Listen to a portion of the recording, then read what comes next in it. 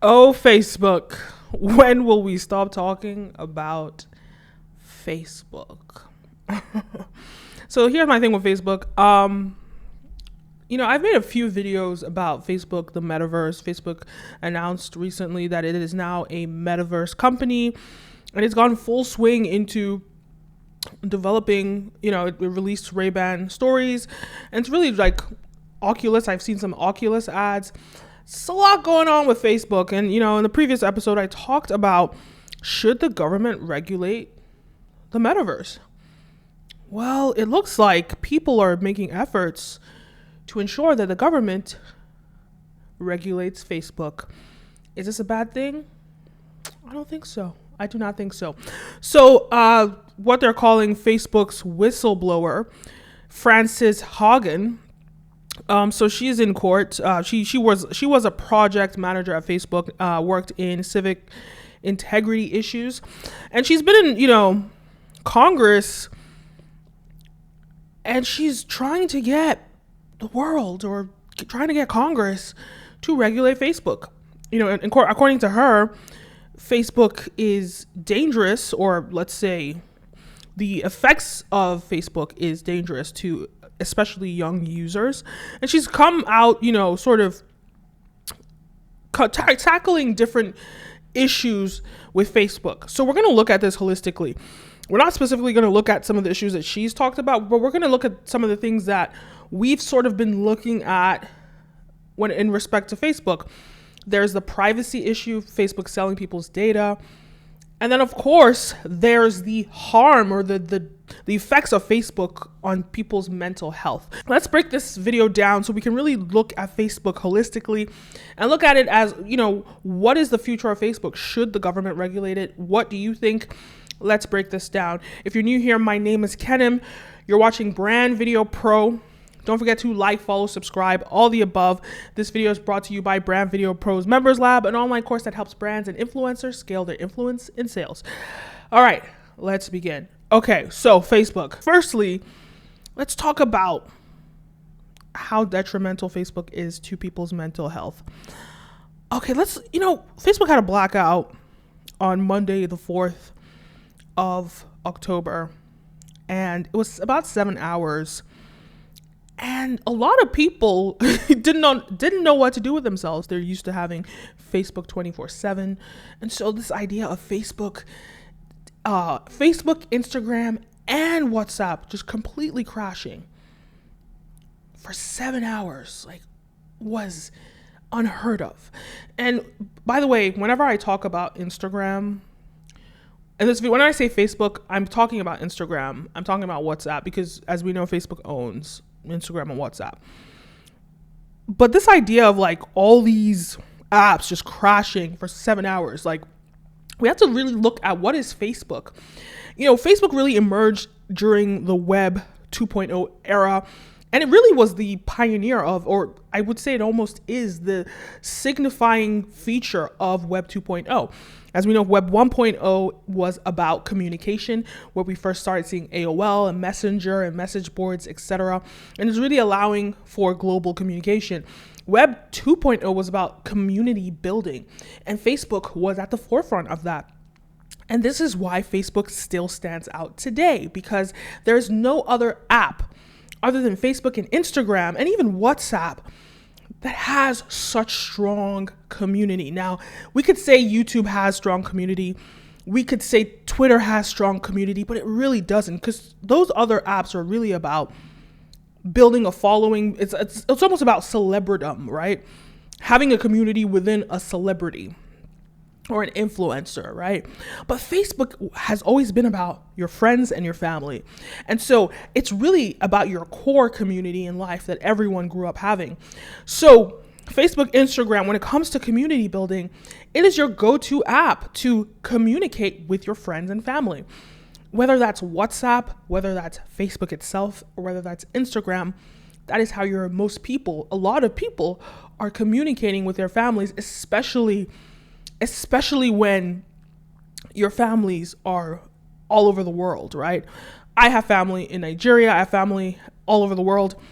I have family that don't live in the US with me. And so when I communicate with them, or my friends and, my peers all over the world, it's through WhatsApp, it's through Facebook, it is through Instagram, right? So for me personally, I had been on a flight that morning, a 20-hour journey or more. So I already didn't have any internet access, obviously, when I was on the plane. And so I land and I got about an hour of internet. Then all of a sudden, poof, it was gone. And it got me, about 27 plus hours without Facebook. That was my experience. For most people, it was just 7 hours. For me, it was like 27 hours. So it was like, I really felt it. Because I just landed, and I needed to communicate with people. I needed to, I was meeting with a friend later that evening. I needed to communicate. And the go-to app is WhatsApp. No WhatsApp. The go-to app is Instagram. If WhatsApp's down, you go to Instagram. No Instagram. I don't think anyone's really going on Facebook Messenger in this part of the world, maybe in Asia. But I wasn't able to communicate. And so I guess we leave it to iMessage. But it really just begs the question, or makes me wonder about this monopolization of community that Facebook has created, right? Facebook really doesn't want to position itself like a monopoly, but it kind of is. It controls the community segment of the internet. The community, like the core community of everyone, right? So the fact that Facebook went down and then all of a sudden I wasn't able to communicate with my family and friends, unless I went on iMessage, but like, that's not really, I don't have iMessage set up like that, because like every time you travel and you change your SIM card, your iMessage kind of switches up. It's like strange. So I don't have one iMessage system that allows me to always communicate, or allows people to always communicate with me when I travel. So the only place that you can communicate with me guaranteed is WhatsApp from around the world. So, or it's Instagram, or, those are the two. So the fact, or email, but who's emailing anyone? Come on. So the fact that I was out, what's going on? So I guess I just think it begs the question, should Facebook have this much control over consumer behavior? Should Facebook be allowed to monopolize communication or community online? I don't know. I do not know. Then the other thing to look at is the effects that Facebook has on people's mental health. A few years back, they talked about how, the people that worked at I believe it was the UX design, so that's user experience design on these apps, were people that worked in the gambling industry. And so a lot of information, a lot of the design of these apps was taken from the systems that were built to create addiction in gambling. And so when you think about that psychologically, the addiction that we have to social media as a community, as a world, well, that's it's an addictive, these things are addictive. They are addictive. Social media is addictive. But I don't know, it's a double-edged sword, because at the same time, a lot of people are making a lot of money online. This is their business. And so I don't think it's a situation where they should shut it down. I know, and Charlemagne the God on The Breakfast Club was saying that they should shut down social media and see what goes on. And they're not going to do it because, look, Mark Zuckerberg lost about $7 billion from like shutting down. All on the heels, he's lost $7 billion, but just after Forbes announced that he's the third richest person in the world, beating Bill Gates. He's got a lot of money, but they're saying, they're not going to do this because they would lose a lot of money. Well, I don't agree with this idea of shutting down social media. A lot of people are making money out of this. And I don't think the government should have that sort of control over like whether or not we should be allowed to use an app or not. Let me give you an example. Alcohol is addictive. Yet people can buy alcohol as when they want. I mean, obviously liquor stores have opening hours and closing hours, but if I have alcohol in my house, I can drink it whenever I want. Sure, nightclubs open and close at certain hours, but I still have access to alcohol as long as I've purchased it during the hours of the liquor store being open, and I bring it to my house. I can drink it whenever I want. Should the government regulate when I get to drink alcohol? Absolutely not. Look, it's everybody's responsibility as an individual to take care of their own mental health. And so I don't think that the governments should regulate or put an on and off time for social media. That would be absolutely absurd and ridiculous. Absolutely insane. And it would be too reminiscent to what the Chinese government is doing. Recently, it's been announced that they have restricted the use of gaming online. You know, they've restricted a lot of things, like having pop idols, so many things, but specifically gaming online, especially with children. I'm going to put the information down here, but I believe it's like 3 hours a day or something, or even less, which to me, I mean, I get it. They've called gaming spiritual opium. And I think that's a completely apt description of what gaming is, because it literally takes your whole existence, especially the more immersive things are getting with the metaverses and, you know, these metaverse gaming systems. So it totally makes sense. I'm not against them calling it that, but regulating the usage of it, I think that's a little extensive. I think that it's a parent's responsibility to regulate their child's usage of whether it's social media or gaming. And I think it's an individual, an adult's responsibility to regulate their own personal usage of whatever it is. Because as you know, governments do not regulate your usage of alcohol, which is addictive, can be addictive. They shouldn't get to regulate your usage of social media. Other examples, drugs. Okay, drugs are illegal, which is totally fine. Drugs are illegal. But some drugs aren't illegal.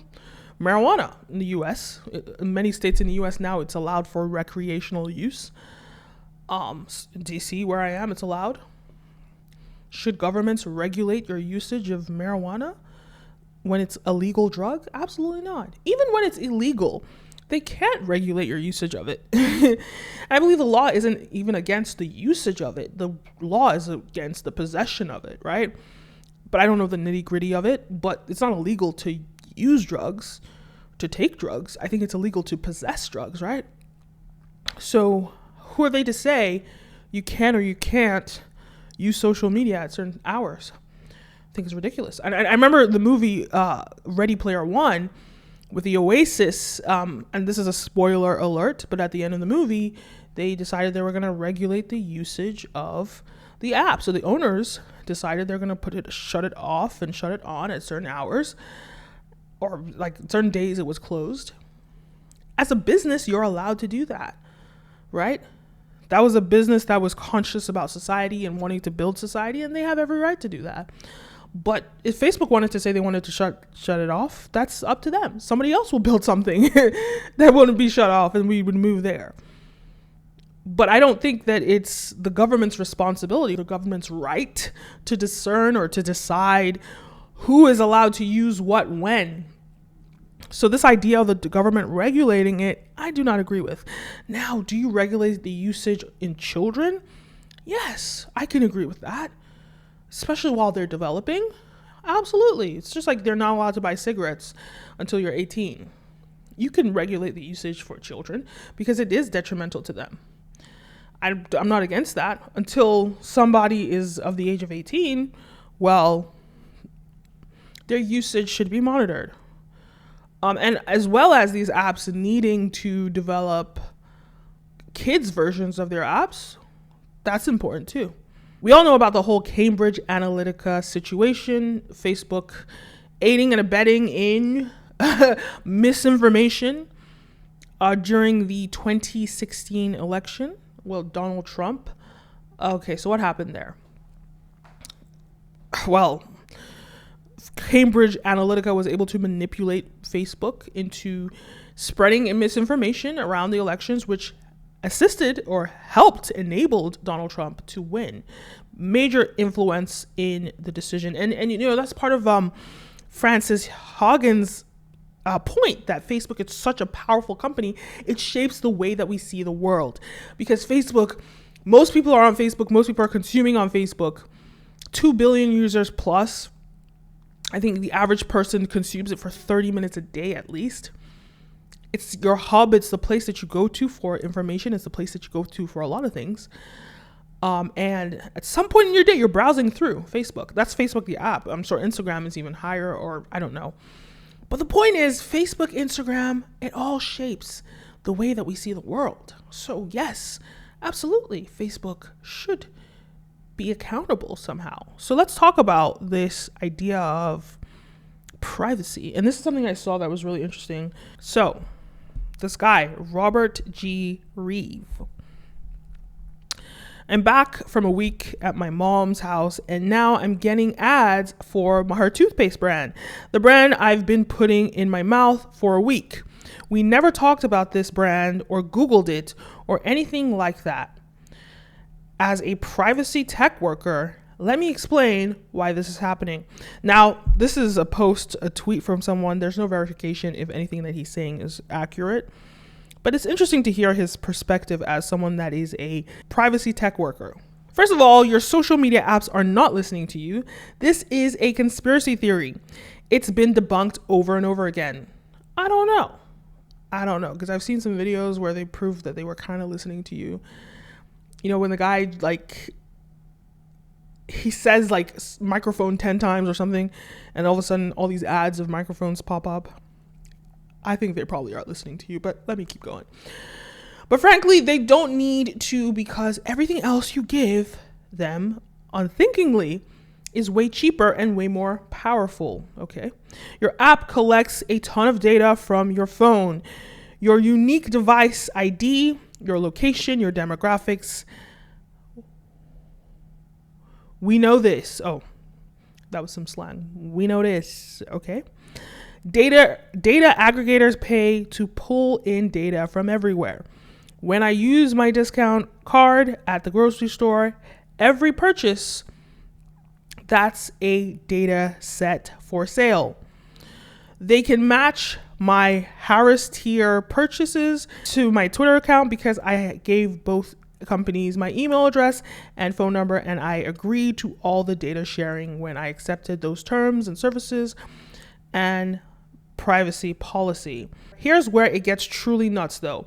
If my phone is regularly in the same GPS location as another phone, they take note of that. They start reconstructing the web of people I'm in regular contact with. The advertisers can cross-reference my interest and browsing history and purchase history to those around me.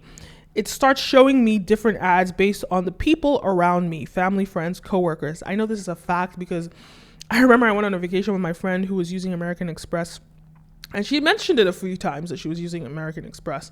I even mentioned it. And all of a sudden I start getting these American Express ads. So yeah, it will serve me an ad for things I don't want, but it knows someone I'm in regular contact with might want, to subliminally get me to start conversations about it. I don't know. Effing toothpaste. It never needed to listen to me for this. It's just comparing aggregated metadata. So they know my mom's toothpaste. They know I was at my mom's. They know my Twitter. They know now I get Twitter ads for my mom's toothpaste. Okay. Your data isn't just about you. It's about how it can be used against every person you know and people you don't to shape behavior unconsciously. I don't know. Yes, I believe in part of what he's saying, absolutely. But I also think they're listening to you. That I really do believe. And I'm going to put a link to the video. I'm going to put a snippet of the video where the guy proved that they were kind of listening to him. Apple's latest updates let you block apps tracking, and Facebook is mad. They're begging you to just press accept and go back to business as usual. See, okay, let's talk about this, because this is another reason why Facebook is building out its own products for the market, like with the whole Ray-Ban stories. Remember we talked about it in the last episode that they kind of wanted to get rid of the middleman, which is Apple selling phones, the hardware, and they wanted to have their own hardware product so they can control they can control everything from the user directly to the usage of their products. And so now that they have the first product that they've launched, Ray-Ban Stories, and they've also started promoting Oculus a lot. I've seen a few Oculus ads on my Facebook. They really want to get us to purchase from them so they can control how we experience them from the start to finish. That's really thinking about your products as an ecosystem. They've created a really, really great ecosystem from a business perspective. Now, I don't know about from a consumer's perspective, but from a business perspective, they've really created a really great ecosystem. Let me continue. Let me finish this off. Oh, this is swearing. Okay. Block the F out of every app's ad. It's not just about you. Your data reshapes the internet. So this guy is saying, go ahead, just block everything that's asking you, can you share this data? Can you share this information? Block it out, because it's not just about you sharing that information, but it's how it shapes the internet, which is interesting. But it's also interesting what Facebook is doing. Can we trust Facebook? I don't know. So Mark Zuckerberg commented. I actually want to play his comment. I know Angela Yee addressed what he said, and I want to play it because it's funny. He said, it's difficult to see coverage that misrepresents our work and our motives. At the most basic level, I think most of us just don't recognize the false picture of the company that is being painted. He said the thing I saw, he also says the argument that we deliberately push content that makes people angry for profit is deeply illogical. We make money from ads, and advertisers consistently tell us they don't want their ads next to harmful or angry content. And I don't know any tech company that sets out to build products that make people angry or depressed. The moral, business, and product incentives all point in the opposite direction. And he said we spent the past 24 hours debriefing how we can strengthen our systems against this kind of failure as far as the outage that happens. He said this was also a reminder of how much our work matters to people. The deeper concern with an outage like this isn't how many people switch to competitive services or how much money we lose, but what it means for the people who rely on our services. He's okay, break that down into two sections because he's gaslighting right now. Okay, 100%, we're not saying that Facebook is intentionally being detrimental to its users. That's not what the conversation is about.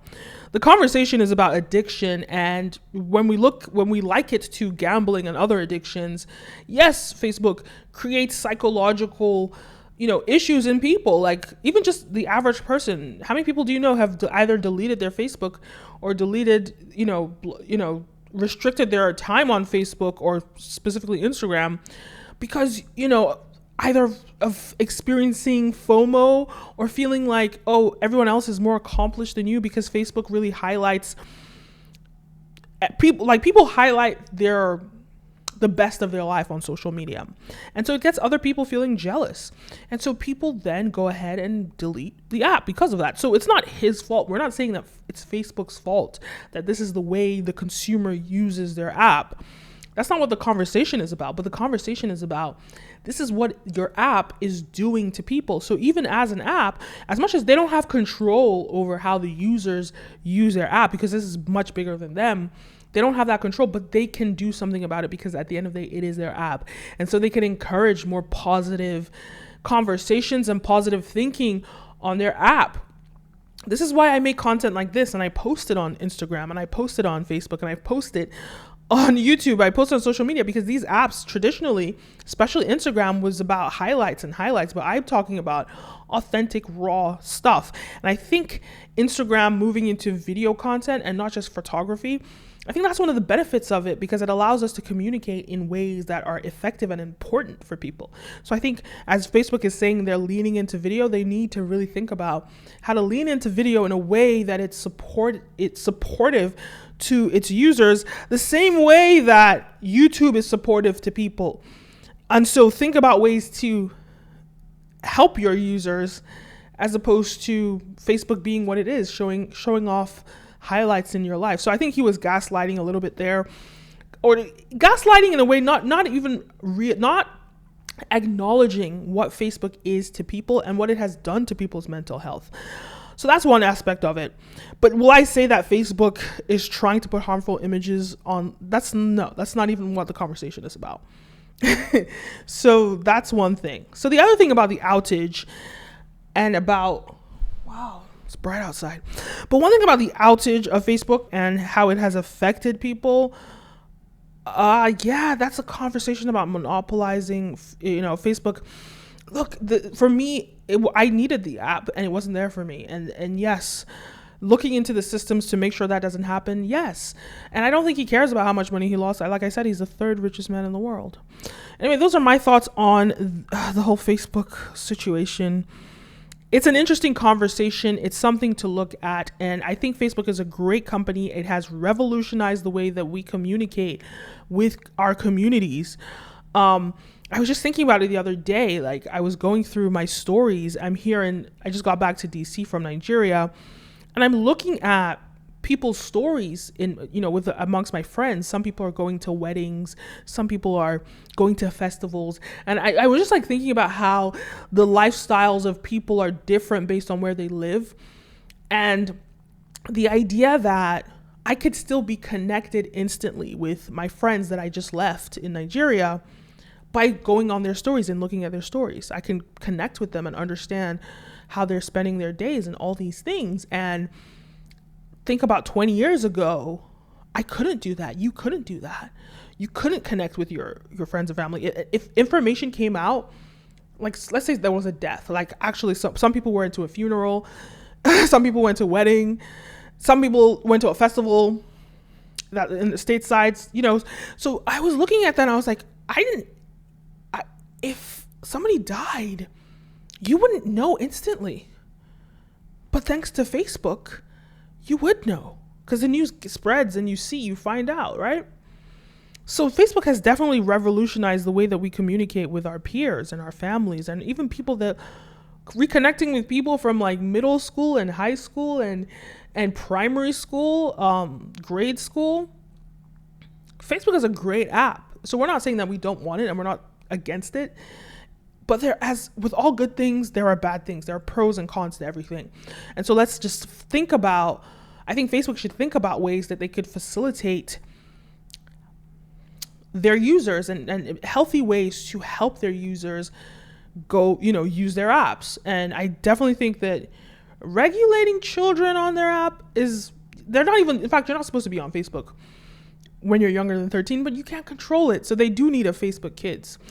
Anyway, so many conversations, so many interesting things. These are my thoughts. Let me know yours. Leave a comment down below. Don't forget to like, follow, subscribe, all the above. All right. See you next time. A peace.